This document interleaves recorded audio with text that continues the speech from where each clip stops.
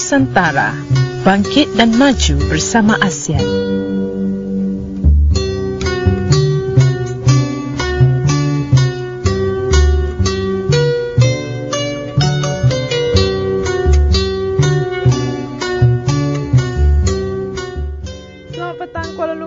Selamat petang Malaysia, selamat petang Nusantara. Bersama saya Nurbaya Hassan dan saya Radita Arman Muhammad. Pada hari ini 30 November 2015 bersamaan dengan hari Isnin melalui Radio Durian Nusantara bangkit dan maju bersama ASEAN.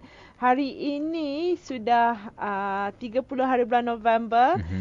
Tinggal lagi 31 hari lagi untuk kita ke tahun baru iaitu 2016. Biasanya saya yang kira, hari ni N pula yang kira. Macam tak sabar kot. Untuk menghabiskan tahun 2015 yang pelbagai rencamnya kan. Okey, saya akan memulakan pengenalan bagi Berita Nusantara pada hari ini 30 November 2015, hari Isnin, mengenai keadaan cuaca sekitar Selangor, Lembah Kelang, Kuala Lumpur dan kawasan-kawasan berdekatan dengannya. Menurut portal ataupun laman web rasmi Jabatan Meteorologi Malaysia, diramalkan berlakunya ribut petir di beberapa tempat pada petang nanti dan hujan pula di 1-2 tempat pada waktu malam. Oleh itu, seperti biasa, nasihat yang saya sentiasa berikan kepada para pendengar Durian Nusantara, kepada pengguna-pengguna jalan raya terutamanya, dinasihatkan agar lebih berhati-hati ketika memandu kereta ataupun menunggang motosikal apabila dalam keadaan hujan. Kerana jalan raya licin dan orang kata apa? Pemandangan akan menjadi terbatas. Rancang perjalanan anda jika tidak mahu terperangkap dalam kesesakan lalu lintas. Yang penting juga awasi jarak kenderaan anda untuk mengelakkan sebarang kemalangan. Dan kita pun sudah tahu, dimaklumkan bahawa melalui berita-berita keadaan banjir di beberapa buah negeri sudah pun berlaku. Oleh itu, sila patuhi arahan pihak berkuasa tempatan untuk pergi ataupun untuk ke tempat yang selamat. Okey, Radi, apakah peristiwa-peristiwa menarik yang berlaku pada tarikh pada hari ini iaitu 30 November. Ya, hari ini 30 November dan seperti yang sampaikan tadi, kita hanya perlu tunggu 31 hari lagi sebelum masuki ke tahun yang baru iaitu tahun 2016. Dan yang pertama, hari ini 30 November merupakan hari kemerdekaan di Barbados, iaitu mereka pertama kali menyambut hari kemerdekaan pada tahun 1966. Dan hari kemerdekaan merupakan perayaan yang memperingati hari ulang tahun kemerdekaan sesebuah negara, kebiasaannya selepas bebas daripada penjajah atau berpisah dari negara lain. Di kebanyakan negara, hari kemerdekaan juga disebut dengan hari kebangsaan. Dan sedikit mengenai sebuah negara yang bernama Barbados, ialah sebuah negara kepulauan yang terletak bersempadan dengan Laut Caribbean dan Lautan Atlantik, merangkumi satu daripada gugusan pulau-pulau Lesser Antilles. Barbados terletak di bahagian sebelah timur gugusan tersebut. Barbados masyhur dengan industri pelancongan dan dikenali sebagai Little England atau England kecil kepulauan Caribbean. Ini adalah kerana pengaruh Britain yang kuat di pulau ini, dan Pulau Barbados terletak sekitar 1610 batu tenggara dari Miami, Florida di Amerika Syarikat dan sekitar 535 batu daripada Caracas, Venezuela. Seterusnya adalah Hari Bonifacio di Filipina. Atau singkatan atau nama panjangnya adalah Andres Bonifacio, ialah seorang nasionalis Filipina dan seorang revolusioner. Beliau sering digelar sebagai bapa revolusi Filipina. Beliau pengasas dan kemudiannya Supremo atau ketua tertinggi pergerakan Katipunan yang berjuang untuk mendapatkan kemerdekaan Filipina daripada pemerintah Empayar Sepanyol dan memulakan revolusi Filipina. Beliau dianggap sebagai wira kebangsaan dan dianggap oleh sebagai sebilangan sejarawan Filipina sebagai presiden pertama negara itu, akan tetapi beliau tidak diiktiraf secara rasmi. Dan hari ini 30 November adalah hari memperingati jasa beliau. Dan antara peristiwa yang berlaku pada 30 November, yang pertama adalah peristiwa yang berlaku pada tahun 1872, iaitu perlawanan bola sepak antarabangsa pertama berlangsung di Glasgow antara Scotland dan England. Dan seterusnya adalah pada tahun 1936, iaitu Crystal Palace yang dibina untuk The Great Exhibition di London, England, musnah terbakar. Great Palace atau Istana Crystal ialah bangunan besi tuang dan gelas yang dahulunya didirikan di Taman Hyde, London, England untuk berumahkan pameran besar pada tahun 1851. Lebih daripada 14,000 pemamer dari seluruh dunia berkumpul di ruang pameran yang sebesar 990,000 kaki persegi istana ini untuk menunjuk contoh-contoh teknologi terbaru yang dibangunkan sewaktu revolusi perindustrian.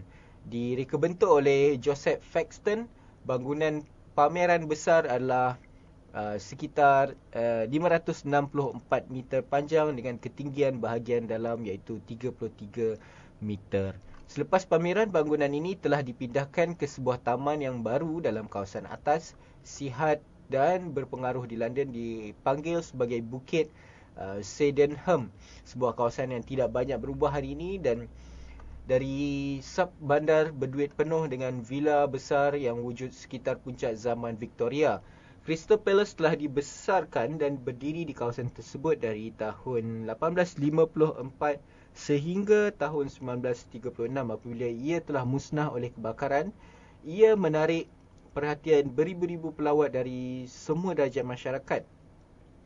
Nama Crystal Palace telah kemudiannya digunakan untuk menandakan kawasan selatan London ini dan taman yang mengelilingi tapak itu rumah kepada pusat sukan kebangsaan iaitu Crystal Palace.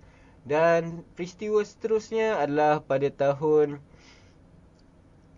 2009, iaitu di mana proses penilaian semula won Korea Utara, wang kertas, kini tidak lagi sah diperlakukan dan perniagaan ditutup sehingga wang baru dikeluarkan pada 7 Disember. Won atau ialah mata wang Korea Utara yang dibahagikan kepada 10 con. Mata wang won dikeluarkan oleh Bank Pusat Republik Demokratik Rakyat Korea, namun won adalah serumpun dengan wang yuan China dan yen Jepun. Mata wang won dinilaikan semula sekali lagi pada 30 November 2009. Wang Korea Utara diberi 7 hari untuk penukaran sekurang-kurangnya won 100,000 dalam bentuk duit kertas iaitu bernilai 1,000. Bernilai kira-kira American dollar sebesar 40 dan di pasar gelap untuk duit kertas won 10, tetapi setelah menghadapi bantahan hadnya dinaikkan kepada 150,000 won dalam bentuk tunai dan 300,000 dalam simpanan bank.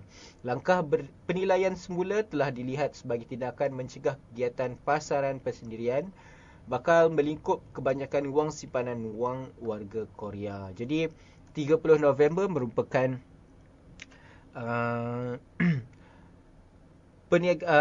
penilaian semula wang won Korea dan dia mengambil masa selama 7 hari dan pada 7 Disember wang ini dikeluarkan semula dengan nilai yang baru. Dan 30 November juga kita mempunyai kabar duka atau kabar sedih iaitu Yus Raja Lawak, penyanyi, pelawak, artis, penyanyi dan aktivis teater Malaysia telah menghembuskan nafas terakhir beliau. Beliau yang lebih dikenali dengan nama Yus Raja Lawak yang lahir pada 5 Mac 1976 dan menghembuskan nafas terakhir pada 30 November 2015 iaitu hari ini, atau nama sebenarnya penuhnya Yusri bin Ido atau lebih mesra dengan panggilan Pak Yus ialah seorang pelawak. pelakon, penyanyi dan penghibur yang serba boleh di Malaysia. Beliau dilahirkan pada 15 Mac 1976 dan dibesarkan di Kampung Nesam Batu Pahat, Kangar Perlis. Beliau merupakan anak bongsu daripada 3 beradik, menamatkan pengajian di Sekolah Menengah Syed Alwi Kangar. Beliau mula bergiat dan mengilat bakatnya dalam bidang seni melalui bidang teater. Kejayaan seni beliau bermula bila menyertai sinaran Pasport Kegemilangan pada tahun 2001 anjuran sebuah televisyen tempatan. Tetapi nasib beliau kurang baik apabila tidak berjaya dalam program tersebut. Namun beliau tidak putus asa. Pada tahun 2007 beliau mencuba nasib sekali lagi. Kali ini di program Raja Lawak Astro yang pertama diadakan. Percubaan beliau nampaknya tidak sia-sia bila beliau diumumkan sebagai juara program tersebut pada 11 Mac 2007. Beliau meninggal dunia pada 30 November 2015 dipercayai akibat sesak nafas. Jadi kami daripada Konti Durian Nusantara mengucapkan takziah buat Yus Raja Lawak atau Pak Yus, dan buat semua sahabat-sahabat yang mengenali beliau. Kami harapkan dapat sedekahkan Al-Fatihah kepada arwah Pak Yus. Kita teruskan dengan tips atau fakta yang menarik untuk dikongsikan. Okey, dan hari ini pula saya ingin berkongsi fakta mengenai 22 perkara yang perlu anda tahu sebelum nak sambung pelajaran ke ijazah sarjana ataupun master. Dan tips ini ataupun perkara ini yang ingin saya sampaikan adalah bertujuan untuk berkongsi mengenai kepada sesiapa yang ingin meneruskan pengajian ke peringkat yang lebih tinggi. Sehubungan itu, ini terdapat 22 perkara yang perlu anda tahu sebelum nak sambung master ataupun kepada ijazah sarjana. Okey, yang pertama, anda boleh sambung belajar dalam bidang yang lain selain bidang dalam semasa anda ambil ijazah sarjana muda. Yang kedua, anda perlu menghadiri penerangan oleh pihak universiti dan anda perlu fahamkan ada sebuah buku, iaitu buku ijazah sarjana, supaya tidak terlepas perkara-perkara yang penting. Setiap proses dalam pembikinan kajian memerlukan masa yang lama. Jadi anda dimohon untuk semak buku, iaitu Guide to Postgraduate Studies, ataupun mohon semak buku itu dan rancang sebaik-baiknya. Kemudian semua orang akan kena buat assignment sendiri dan anda perlu membuat presentation di hadapan kelas sendiri juga. Anda perlu belajar sendiri sebab anda dah mula masuk ke alam kajian bersendirian. Tidak dapat dinafikan anda masih boleh belajar secara berkumpulan kerana dengan cara itu lebih banyak anda memperoleh segala maklumat yang telah dibincangkan bersama rakan-rakan anda. Tambah lagi apabila waktu peperiksaan sudah hampir.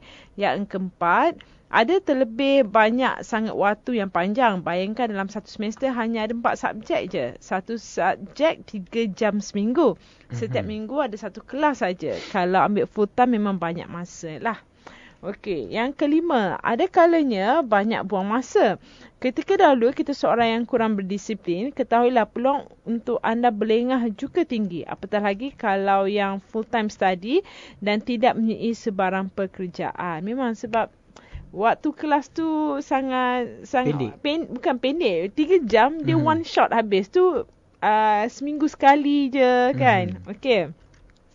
Yang keenam, boleh dikatakan assignment dan presentation setiap minggu pasti ada. Dari situ anda perlu berubah menjadi seorang yang lebih rajin dan bertanggungjawab.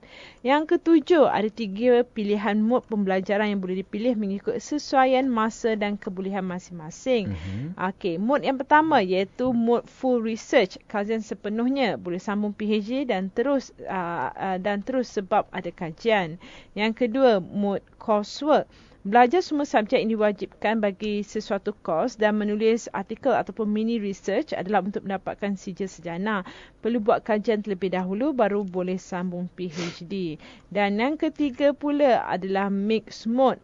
Belajar beberapa subjek ditambah dengan penulisan tesis untuk mendapatkan sijil sarjana. Anda boleh sambung PhD terus. Jadi kalau untuk full time study 2 hingga 3 tahun je kalau yang ambil mixed mode, dan kalau part time study 2 hingga 4 tahun saja yang ambil mixed mode. Tetapi dicadangkan sekarang ini ramai yang lebih gemar mengambil coursework. Okey, sebab Kadang-kadang mereka tiada niat pun untuk menyambung PhD. Unless kalau mereka betul-betul bercita-cita untuk menjadi lecturer. Okey, yang ke-8, kita boleh tukar mod pembelajaran di sepanjang perjalanan menggapai segulung ijazah sarjana. Tak semestinya kita tetap dengan pilihan pertama kita tu. Yang ke-9, ambil coursework saja dan tidak perlu risaukan sangat pasal kemampuan anda. Akan tetapi, bagi anda yang mengambil research, lebih baik anda mulakan menulis tesis dengan awal agar penulisan anda tidak tertangguh dan tidak risau. Yang ke-10, cari tajuk kajian pada semester 1 dan cari penyelia. Anda harus rajinkan diri berkenalan dan minta pendapat para pensyarah sebab sekali informasi dan maklumat dapat dibincangkan dengan baik. So tidak adalah orang kata last minute. Yang ke-11, seterusnya anda akan mahu habiskan seawalnya mungkin. Finish what you've started. Anda akan fikir hendak mencari kerja tetapi selalunya belajar tidak tamat lagi. Jadi anda terpaksa siapkan juga. Yang ke-12, pergi kursus menulis dan format tesis. Ini bagi saya sangat membantu. Kalau pergi kursus menulis dan format tesis, insya-Allah akan membantu kita mempercepatkan lagi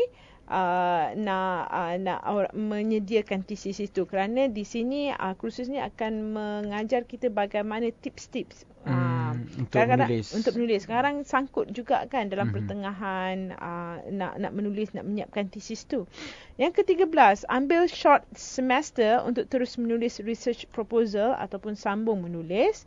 Yang ke-14, walaupun anda ambil full time, anda harus mencuba mencari kerja supaya dapat bermotivasikan diri anda dan menjadi lebih proaktif dalam melaksanakan suatu tugasan. 15, rajinkan diri ke perpustakaan agar anda dapat segala input dan bahan rujukan yang lebih banyak. Yang ke-16, selain daripada bekerja untuk membayar duit yuran, anda boleh memohon pinjaman MARA ataupun PTPTN. Beasiswa kerajaan MyBrain pun ada. Penerangan untuk cara memohon boleh cari di Google sahaja. Yang ke-17, kalau ada duit lebih, bolehlah beli printer sendiri. Kalau dah tak nak guna lagi, boleh jual semula. Printer penting sebenarnya untuk siapkan tesis. Saya dulu memang ada printer betul. Printer sendiri. Dan saya tidak mau share dengan orang sebab saya takut rosak. Kalau rosak, dia akan menambah masalah pada saya. Sebab kalau kita kira-kira lagi kos untuk kita print ke kedai, sebenarnya dalam waktu sebulan atau 2 bulan kita dah boleh beli printer dah. Benar. Okey, seterusnya yang ke-18, keluarlah dari bilik dan sertai program universiti walaupun ada yang paling tua di situ sebab banyak lagi ilmu yang boleh anda dapat selain daripada pengalaman bersenam, berenang dan sebagainya. Maksudnya kalau seseorang itu ambil ijazah sarjana full time, janganlah berkurung dalam bilik je. Jadilah seperti pelajar universiti yang ambil ijazah sarjana muda tu, bergaul dengan mereka, buat aktiviti yang ada dekat universiti tu kan. Yang ke-19, ini penting iaitu disiplin dan fokus. Yang ke-20, jangan malu bertanya dan minta bantuan. Usahakan berkawan dengan kawan yang lebih baik dan pandai. Yang ke-21, selalu baiki niat dan kembalikan semangat. Kenapa aku mahu sambung belajar?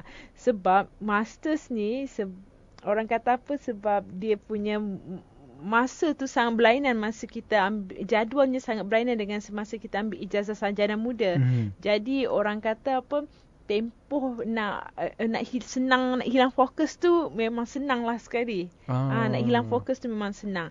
Jadi kita selalu kena ingatkan diri kita kenapa mahu sambung belajar. Ada yang mahu mencapai cita-cita, ada yang mahukan untuk kepuasan diri, ada yang atas permintaan ibu bapa. Apa-apa pun, kalau hilang diri, cepat-cepat cari. Dan yang terakhir sekali, anda mungkin menangis kerana terasa susah sangat dengan fasa hidup yang baru ini. Anda mungkin rasa hilang ataupun lost beberapa kali dan ada kalanya anda rasa mahu putus asa. Tetapi pengalaman ini akan menjadi suatu titik tolak baru dalam kehidupan anda. Anda akan lihat kebaikan yang banyak hadir selagi mana anda senyum dan bersangka baik dengan ujian dari Tuhan. Jadi, teruskan kejayaan selagi nyawa di kandung badan. Semoga segala pengorbanan anda dirahmati oleh Allah. Itu yang ingin saya kongsikan kerana terdapat beberapa institusi pengajian tinggi sudah pun konvo Jadi mungkin kepada pelajar-pelajar yang dah konvo tu, pendengar-pendengar Durian Nusantara yang dah konvo, jika ada terniat untuk sambung ke peringkat yang lebih tinggi, iaitu mengambil ijazah sarjana ataupun masters, ini adalah perkara-perkara yang harus diketahui sebelum nak sambung belajar. Yang penting sekali, kena ada disiplin, kena ada fokus. Okey, itu je untuk pengenalan dari kami untuk Berita Nusantara pada hari ini 30 November 2015 bersamaan dengan hari Isnin. Kita ke berita antarabangsa pula. Berita Nusantara.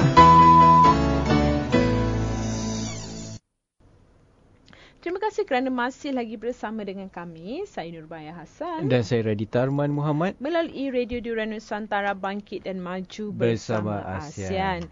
Dan untuk berita-berita antarabangsa yang telah disusun oleh kami untuk Berita Nusantara pada hari ini 30 November 2015 bersamaan dengan hari Isnin adalah ini mengenai insiden di Colorado di mana polis memberkas seorang lelaki bersenjata yang menerpa masuk ke sebuah klinik keluarga dan keibubapaan Planned Parenthood di Colorado Springs di Colorado Springs pada hari Jumaat lepas dia didakwa melepaskan tembakan menggunakan rifle dalam satu serangan yang mengakibatkan 3 terbunuh dan 9 cedera.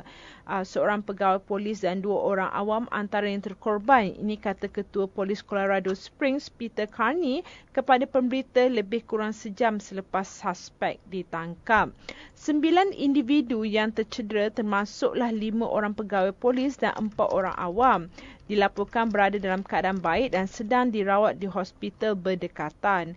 Suspek pada mulanya melepaskan tembakan secara bertalu-talu kepada pihak polis namun akhirnya menyerah diri kepada polis yang berada di dalam bangunan itu kira-kira 5 jam selepas insiden tembak-menembak itu bermula di bandar Colorado yang sedang diliputi salji tebal.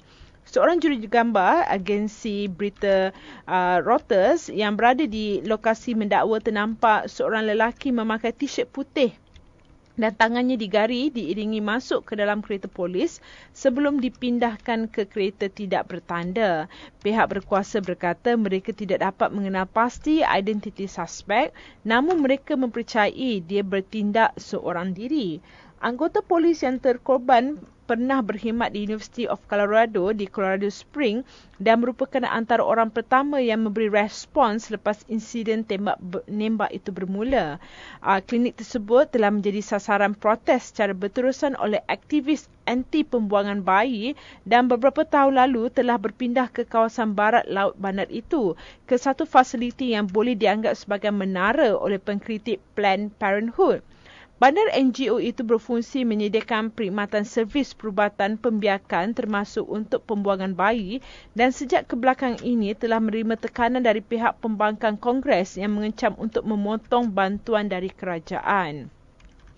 Seorang jurucakap polis, Lieutenant Catherine Buckley berkata, pihak polis terpaksa menghabiskan beberapa jam hanya untuk berkomunikasi dengan suspek sebelum dia bersetuju untuk menyerahkan diri.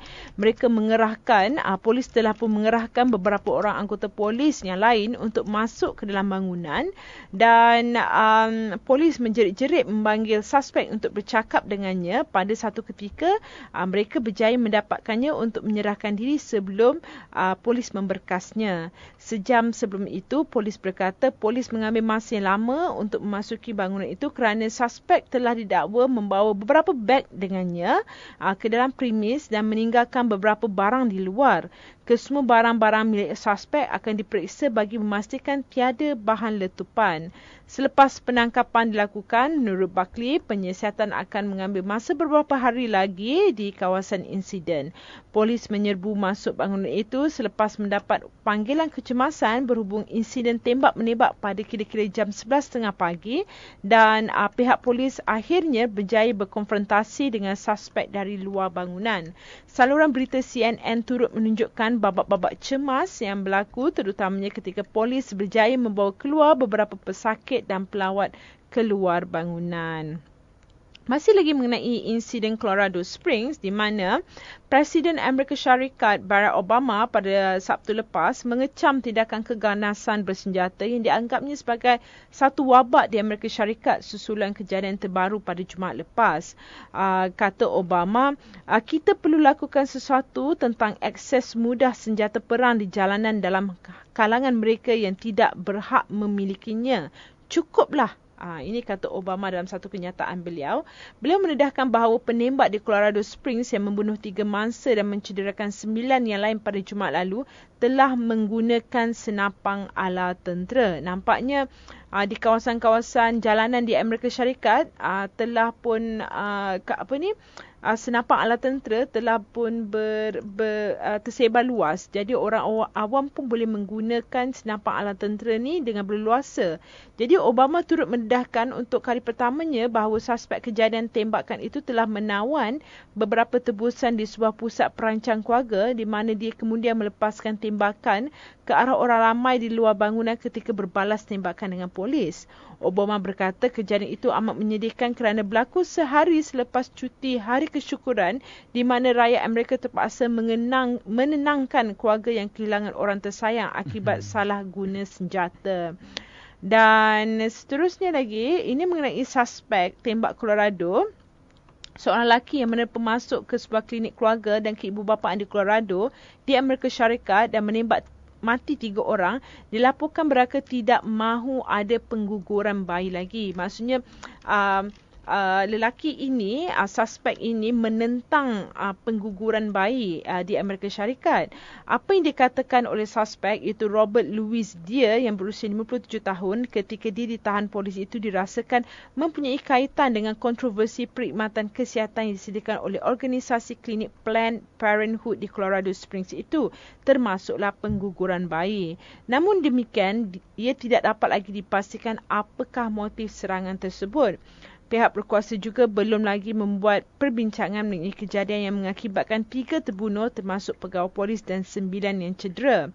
Ketua Peguam Negara iaitu Loretta E. Lynch dalam mengutuk insiden tersebut berkata ini bukan sahaja sebuah jenayah terhadap komuniti Colorado Springs tetapi ia juga jenayah terhadap wanita-wanita yang mendapatkan perkhidmatan kesihatan dari klinik terbabit, penguatkuasa undang-undang yang mahu melindungi dan berkhidmat serta orang-orang yang tidak berdosa. Mereka yang tercedera iaitu 5 pegawai polis dan 4 orang awam dilaporkan berada dalam keadaan stabil. Dan dia ditahan di klinik Planned Parenthood selepas kejadian tembak-menembak dengan pihak polis dan bakal dihadapkan ke mahkamah pada hari Isnin nanti. Tidak dapat dipastikan lagi sekiranya dia telah mendapatkan peguam bela untuk dirinya dan klinik tersebut telah menjadi sasaran protes secara berterusan oleh aktivis anti pengguguran bayi dan tahun ini telah dikritik lebih hebat apabila sebuah kumpulan anti pengguguran telah merekodkan secara rahsia perbincangan beberapa pegawai organisasi itu tentang bagaimana cara mendapatkan sel manusia dari fetus yang telah digugurkan. Ini ada salah satu tujuan eksperimentasi juga. Okey. Dan itu mengenai insiden Colorado dan ini pula berita seterusnya adalah berkenaan gadis cantik balas kenyataan pedas Donald Trump. Beberapa hari lalu, calon Presiden Amerika Syarikat iaitu Donald Trump membuat cadangan aneh agar mereka yang beragama Islam dipakaikan dengan sejenis alat pengesan dan identifikasi sebagai satu cara memerangi keganasan. Ia menerima reaksi yang pelbagai dari komuniti Islam yang kebanyakannya sudah biasa dengan mulut celupa Trump tu. Dan bagi seorang gadis cantik yang bernama Marwa Balka, dia menyifatkan cadangan itu sebagai satu peluang keemasan untuk memperjelaskan apa itu Islam. Dalam kemas kini status di laman Facebook, Marwa berkata jika dia diberi pilihan, dia mahu menggunakan simbol aman atau peace sebagai identiti kerana itulah ajaran yang dibawakan oleh Islam. Mengenai idea Trump berhubung alat pengesan, Marwa yang menetap di California berkata ia mungkin satu langkah yang baik untuk mendedahkan kepada ahli perniagaan itu tentang aktiviti yang dilakukan umat Islam dalam kehidupan seharian. Jelas maruah Trump akan dapat melihat bagaimana dia melakukan kerja-kerja amal dibantu oleh rakan-rakan seagamanya. Dari situ Trump akan sedar bahawa umat Islam tetap menjalankan tanggungjawab sebagai rakyat Amerika yang lain. Status yang dimuat naik pada 21 November itu telah menerima hampir 500,000 like dan lebih 150,000 perkongsian. Lebih menarik, CEO Facebook iaitu Mark Zuckerberg merupakan antara ratusan ribu yang menyukai status berkenaan. Dan yang terakhir daripada saya untuk berita antarabangsa adalah mengenai larangan Ratu Cantik Kanada ke China kerana perjuang hak asasi manusia. Ratu Cantik Dunia Kanada yang berketurunan China ditahan di lapangan terbang antarabangsa Hong Kong semalam selepas dia dilarang menaiki penerbangan ke China di mana pertandingan Ratu Cantik Miss World 2015 akan berlangsung. Anastasia Lin, pelakon berusia 25 tahun yang dinobatkan sebagai Miss World Kanada pada Mei lalu berkata, China menyekap perjalanannya ke resort Sanya di Hainan untuk pertandingan Ratu Cantik Miss World yang dijadualkan pada 19 Disember ini. Menurut Lin, dia percaya larangan untuknya masuk ke China kerana perjuangannya dalam menegakkan hak asasi manusianya bagi negara China. Dan menurut Anastasia, kerajaan China menghantar mesej kepada setiap warga China yang mana-mana insan yang berani menyuarakan pandangan. Mereka ingin menunjukkan kepada rakyat bahawa ini adalah balasan jika bersuara mengenai sesuatu isu. Ini kata Anastasia. Dan sebelum ini, Ratu Cantik Kanada itu giat mengecam pencabulan hak asasi manusia di China, terutamanya penganiayaan pengamal Falun Gong, iaitu sekumpulan rohani yang telah diharamkan beroperasi di negara itu. Walaupun tidak menerima surat jemputan daripada pihak penganjur China, Lin bertindak membuat perjalanan ke Sanya untuk memohon visa ketibaan. Tetapi malangnya, Lin tidak dibenarkan untuk menaiki penerbangan transit ke China di lapangan terbang itu. Beliau mewakili negara beliau sendiri untuk pertandingan ini. Dan jika China mendiskriminasi seorang wakil negara lain tanpa memberitahu jawapan yang menasabah, maka bagaimanakah China sesuai untuk menjadi tuan rumah bagi pertandingan antarabangsa ini? Ini komen Anastasia Lin. Dan beliau juga berkata bahawa beliau berada di China untuk tidak mencetuskan apa-apa. Beliau hanya ke China hanya mahu mengambil bahagian dalam pertandingan itu, iaitu Miss World 2015. Okey, itu daripada saya. Daripada Radi pula apa ya? Yes, seterusnya berita antarabangsa dari saya iaitu Profesor kejam di penjara 12 tahun. Dera pelajar makan tahi. Di Seoul, seorang bekas profesor universiti di Korea Selatan dijatuhkan hukuman penjara 12 tahun kerana mempunyai rekod memukul seorang pelajarnya selain memaksanya makan tahi dan minum air kencing. Wartawan di Seoul melaporkan pada Khamis kemarin Mahkamah Daerah Suwon telah menjatuhkan hukuman penjara 6 tahun ke atas 3 orang tuduh lain kerana bersubahat dalam penderaan jijik itu selama lebih 2 tahun. Pada awalnya, pihak pendakwa raya telah meminta hukuman penjara selama 10 tahun bagi profesor yang berusia 52 tahun tersebut.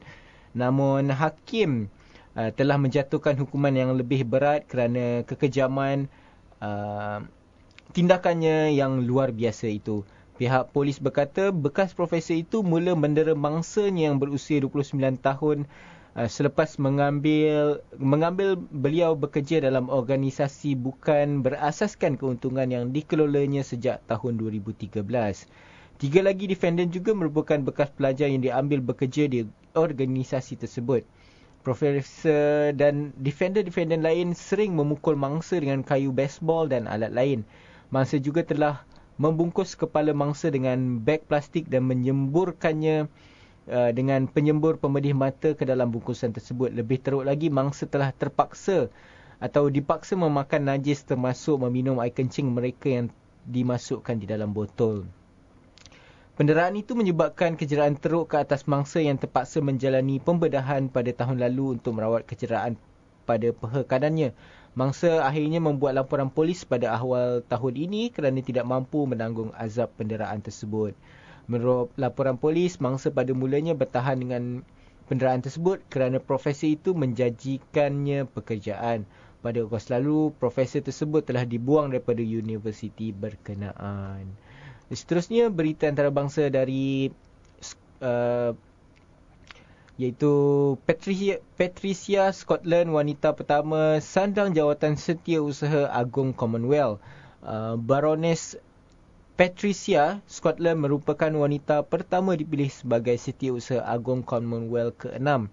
Perdana Menteri Malta iaitu Joseph Musek mengumumkan perkara ini menerusi akaun Twitter beliau pada hari ini. Iaitu beliau mengambil alih jawatan itu daripada Kamalesh Sharma dari India yang penggalnya telah tamat pada 31 Mac tahun depan. Scotland merupakan bekas peguam negara Britain dicadangkan oleh Dominica dan mendapat sokongan sebulat suara.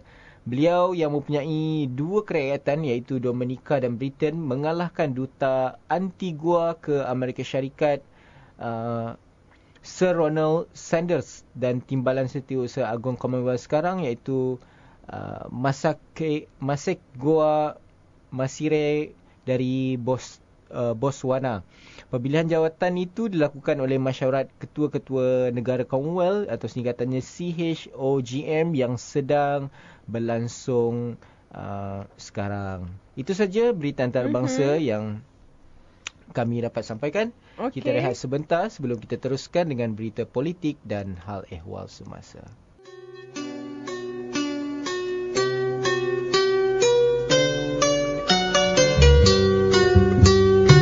Durian Nusantara, bangkit dan maju bersama ASEAN.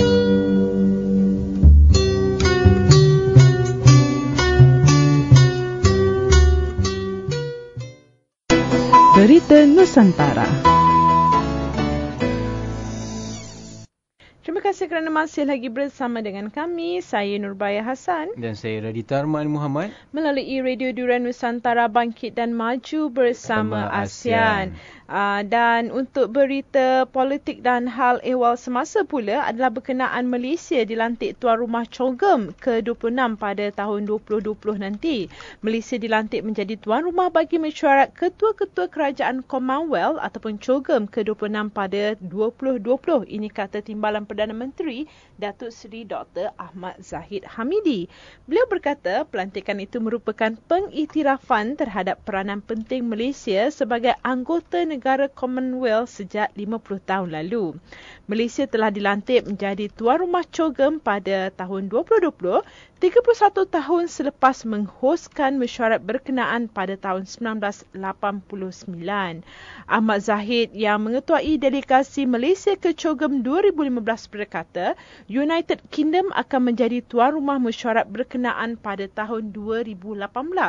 Sepanjang mesyuarat di United Kingdom, para pemimpin Commonwealth menyelesaikan isu-isu global seperti perubahan iklim, membina daya tahan di negara-negara kecil, perdagangan dan pembangunan mampan, memperkasakan belia dan memerangi rasuah serta keganasan. Ahmad Zahid berkata perubahan iklim yang memberi kesan khususnya kepada 31 negara anggota Commonwealth menjadi tumpuan utama dalam sidang kemuncak berkenaan. Pulau kecil negara Commonwealth dijangka tenggelam pada masa depan akibat pemanasan global yang telah meningkatkan paras air laut. Beliau berkata kertas kerja dibentangkan kepada Kabinet untuk mengesahkan komitmen Malaysia mengurangkan perubahan iklim yang menggariskan usaha pemeliharaan alam sekitar, meminimumkan penembangan hutan dan menyokong tenaga boleh diperbaharui serta pendekatan lain. Dan pada sidang akhbar yang sama di COGM yang sedang berlangsung sekarang ini, Menteri Luar Datuk Seri Anifah Aman berkata Malaysia juga menggesa negara-negara membangun Commonwealth untuk menyediakan sumber kewangan untuk anggota negara yang membangun. Negara-negara maju juga perlu bertanggungjawab untuk perubahan iklim kerana merekalah yang menggunakan sumber semula jadi. Mengenai penempatan semula Sekretariat Majlis Belia Commonwealth ke Kuala Lumpur, Ahmad Zahid berkata Beliau telah membincangkan perkara berkenaan dengan Anifah dan akan mengemukakannya kepada Kabinet untuk kelulusan serta memohon peruntukan. Ahmad Zahid berkata lagi, beliau juga akan mengadakan pertemuan dengan Perdana Menteri iaitu Najib Tun Razak mengenai isu berkenaan. Okey, seterusnya ini adalah berkenaan dengan vape, di mana Johor merupakan negeri yang pertama mengharamkan penjualan vape. Sultan Johor, Sultan Ibrahim Almarhum Sultan Iskandar menitahkan penjualan rokok elektronik atau vape adalah diharamkan di negeri tersebut. Menurut sebuah laporan akhbar menyebut baginda memberi tempoh sebulan kepada semua peniaga vape di negeri itu untuk menutup premis perniagaan mereka bermula 1 Januari 2016. Sangat tegas ya. Dan ini kerana bagi baginda ini adalah isu kesihatan dan bagaimana ia akan memberi kesan kepada generasi muda. Itu yang baginda fikirkan. Ia tidak ada kena-mengena dengan perniagaan dan sama sekali tidak ada kena-mengena ataupun tiada kaitan dengan bangsa. Ini titah baginda ya. Kerajaan negeri juga diarahkan agar bersidang minggu depan untuk mempercepatkan proses tersebut. Baginda juga mempersoalkan tindakan setengah ahli politik yang dilihat mengalah kepada kehendak dan permintaan peniaga vape. Beta mahu tahu jika peniaga vape akan membenarkan ahli keluarga atau kanak-kanak mereka menghisap vape jika benar ia selamat seperti yang digembar-gemburkan. Ini kata baginda. Dengan perkembangan terbaru, ini telah menjadikan Johor merupakan negeri pertama yang mengharamkan penjualan vape.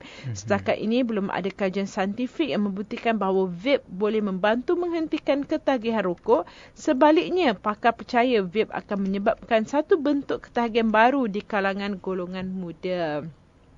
Seterusnya, berita mengenai vape juga di mana Sultan Johor, Sultan Ibrahim Sultan Iskandar tidak mempunyai kuasa eksekutif untuk mengharamkan penjualan rokok elektronik atau vape kerana bidang kuasa itu di bawah kerajaan negeri. Ini kata Shahrizan Johan. Bagaimanapun jelas peguam itu, kerajaan negeri mempunyai kuasa untuk membuat larangan berkenaan mengikut titah Sultan Ibrahim, namun kerajaan negeri juga boleh memilih untuk tidak melaksanakan larangan itu. Dan Syahrizwan bagaimanapun berkata kerajaan negeri tidak mempunyai bidang kuasa untuk mengharamkan aktiviti menghisap vape. Jika larangan itu dilaksanakan, ia hanya melibatkan pengharaman menjual produk vape di peringkat majlis tempatan. Kerajaan negeri tidak mempunyai bidang kuasa untuk mengharamkan perbuatan menghisap vape kerana bidang kuasa itu di bawah kerajaan persekutuan. Ini kata Syahrizwan. Dalam status berkenaan, iaitu status di Facebook, akaun Facebook pribadi Syahrizwan turut bersetuju dengan titah baginda di mana isu vape tidak sepatutnya dijadikan isu perkauman seperti yang dilakukan oleh setengah pihak. Sementara itu, Menteri Kesihatan Datuk Seri Dr. S. Subramaniam dalam satu kenyataan pada hari Ahad lalu menyifatkan titah perintah Sultan Ibrahim selari dengan hasrat kementeriannya untuk menurunkan peratusan yang merokok termasuk menggunakan rokok elektronik. Kementerian Kesihatan menyambut baik perkara ini kerana kesan negatif penggunaan rokok elektronik ini akan mengambil masa bertahun-tahun dan oleh itu wajar supaya tindakan diambil sekarang untuk menghentikan tabiat berkenaan. Dan semoga dengan titah Sultan Ibrahim berkaitan perkara ini iaitu pengharaman vape, kesihatan rakyat Johor akan semakin meningkat dan dicontohi oleh negeri-negeri lain. Ini komen Dr. Subramaniam.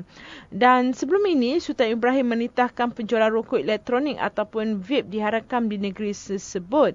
Dan berikutan titah Duli Yang Maha Mulia Sultan Ibrahim, Pengerusi Jawatan Kuasa Kesihatan dan Alam Sekitar Johor, Datuk Ayub Rahmat berkata, kerajaan negeri akan membincangkan titah baginda pada mesyuarat Majlis Kerajaan Negeri dalam masa yang terdekat. Pihaknya bersama agensi berkaitan seperti Jabatan Kesihatan Negeri Johor dan bahagian farmasi akan turut mengadakan perbincangan mengenai perkara itu sebelum dikemukakan pada mesyuarat terbabit. Ini komen ataupun feedback daripada ahli politik ataupun daripada penguat kuasa. Ini pula feedback daripada peniaga vape di Johor pula.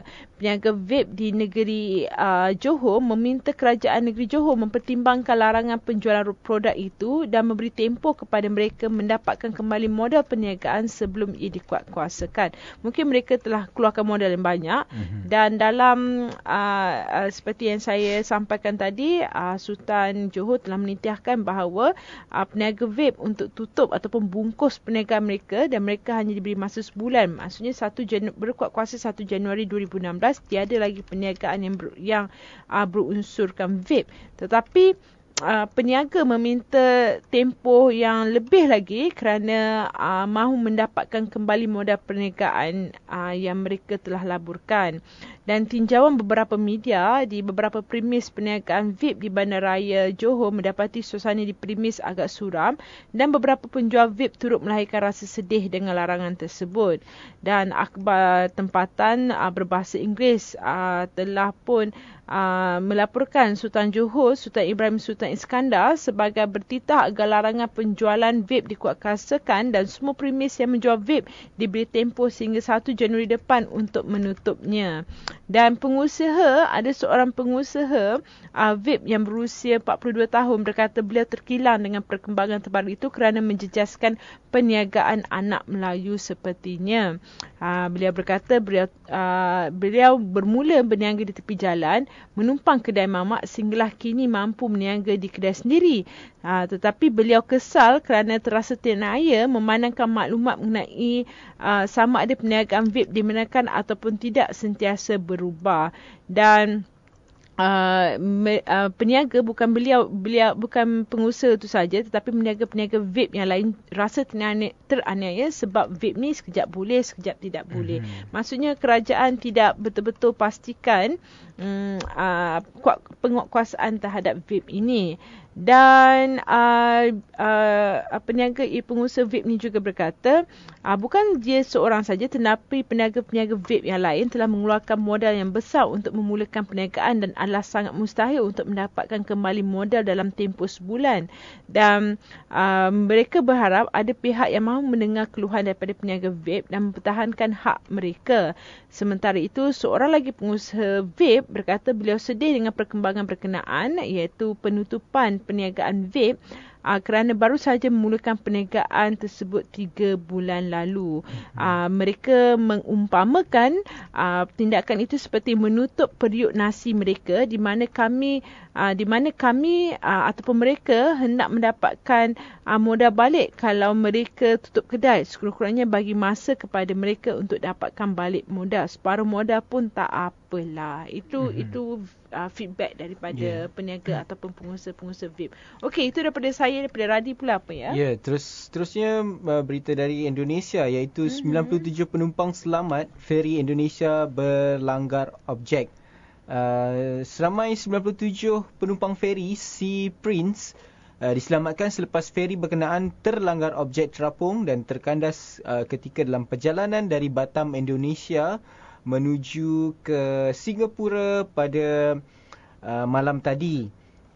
Dan Jurucakap Penguasa Maritim dan Pelabuhan Singapura iaitu MPA mengesahkan pihaknya menerima laporan kejadian itu yang berlaku pada 9.45 malam melibatkan feri berdaftar di Indonesia yang terlanggar objek terapung selepas meninggalkan terminal feri Nongsapura di Batam. Feri yang membawa sekitar 51 penumpang warga Singapura dan 7 kru dilaporkan berada di perairan Indonesia sewaktu insiden berlaku. Jurucakap MPA memaklumkan bahawa sejurus menerima laporan, pengusaha feri itu menghantar 2 feri untuk membawa penumpang terlibat ke terminal feri Nongsapura. Semua penumpang yang diselamatkan berada dalam keadaan stabil. Itu yang perkembangan terbaru yang kita terima. Dan berita seterusnya mengenai, saya rasa ini berita lama yang belum selesai, tapi kita dapat perkembangan terbaru iaitu Rizalman mengaku bersalah atas tuduhan serangan seksual di New Zealand. Bekas atasan tentera Malaysia di Wellington yang diekstradisi ke New Zealand hari ini mengaku bersalah melakukan serangan seksual.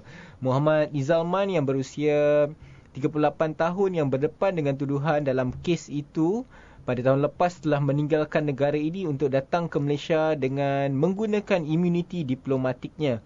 Namun dia telah diekstradisi ke negara itu untuk menghadap mahkamah di sana. Muhammad Rizalman berdepan hukuman penjara maksimum 7 tahun atas tuduhannya. Mahkamah dijadualkan mendengar hujah berhubung fakta yang dipertikaikan Jumaat ini sebelum menjatuhkan hukuman. Menurut ringkasan polis ketika kejadian pada Mei 2014 tahun lepas, iaitu mangsa bernama Tania Billingsley yang berusia 21 tahun sedang menonton filem di dalam bilik tidurnya ketika Muhammad Rizalman memasuki rumahnya yang tidak berkunci dengan hanya memakai baju sahaja. Ringkasan itu turut menyebut wanita itu menjerit dan Muhammad Rizalman hanya sempat memegang bahu mangsa sebelum Billingsley melepaskan diri dan menelefon polis dari bilik airnya. Pendakwa raya Grant Bruston berkata apabila berdepan situasi sebegini mangsa terasa amat takut. Namun peguam bela untuk Muhammad Rizalman, Donald Stevens berkata sebelum kejadian itu berlaku anak guamnya dan mangsa telah pergi menonton wayang bersama-sama. Bagaimanapun perkara itu belum dapat disahkan lagi. Hakim yang untuk pengadilan kes ini yang bernama David Collins berkata jika hukuman tahanan rumah dikenakan, Muhammad Rizalman akan dibenarkan melakukannya di Kedutaan Malaysia di New Zealand. Itu perkembangan terbaru yang dapat kami sampaikan mengenai kes Rizalman yang melakukan serangan seksual di New Zealand. Okey, itu saja untuk politik dan hal ehwal semasa. Kita berhenti rehat sekejap je. Kemudian kita teruskan untuk ke berita ekonomi dan bisnes pula.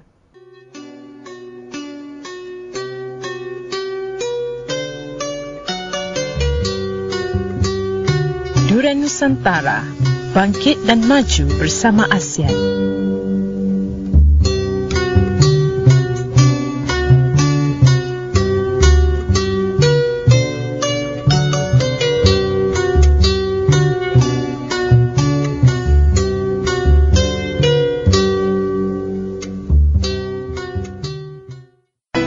Berita Nusantara.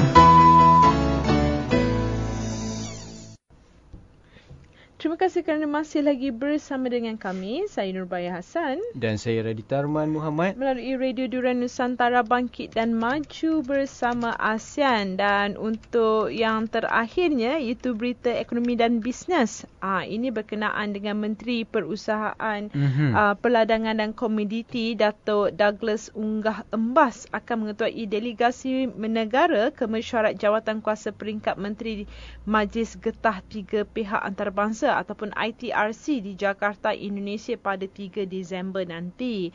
Beliau akan turut menghadiri mesyuarat menteri-menteri ITRC bersama para menteri yang bertanggungjawab bagi industri getah dari Kemboja, Laos, Myanmar dan Vietnam ataupun CLMV.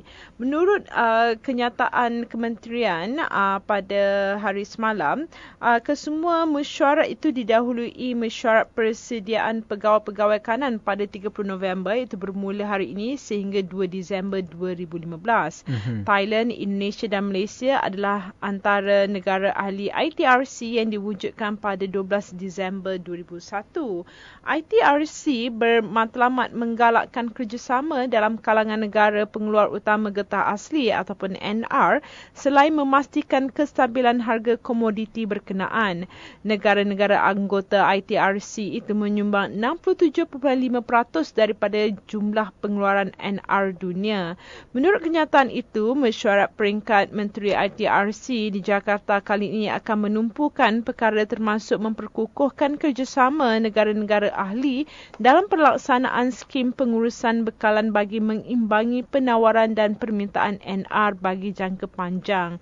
Ia akan turut membincangkan kemajuan penubuhan pasaran getah serantau, kerjasama meningkatkan penggunaan NR domestik dan pertukaran maklumat mengenai pembangunan produk-produk baru serta langkah mengukuhkan harga getah. Para menteri ITRC juga akan mengadakan perbincangan dengan menteri bagi industri getah negara-negara CLMV. Ia bertujuan mengukuhkan kerjasama dalam kalangan negara-negara pengeluar NR di rantau ini. ITRC dan negara-negara CLMV secara kolektifnya menyumbang 78% daripada jumlah pengeluaran NR dunia. Okey, itu saja berita ekonomi dan bisnes untuk Berita Nusantara pada hari ini 30 November 2015 bersamaan dengan hari Isnin. Sebelum kami melabuhkan tirai, Radi, seperti biasa. Seperti biasa, kata-kata bijak atau kata-kata motivasi hari ini untuk hari Isnin mengenai sabar. Sabar itu benih yang pahit tapi akan menghasilkan buah yang manis. Ya. Jadi kalau Om Pinan cakap sabar lah. Kan sabarlah nak buat macam mana kan. Okey, itu saja. Ya, selamat menjalani hari Isnin. Jangan ada Monday blues sebab No. dah pukul 4 dah ni, kejap lagi nak balik dah. Okey. Kita jumpa esok insya-Allah. Salam manis, salam hormat, salam Nusantara. Assalamualaikum.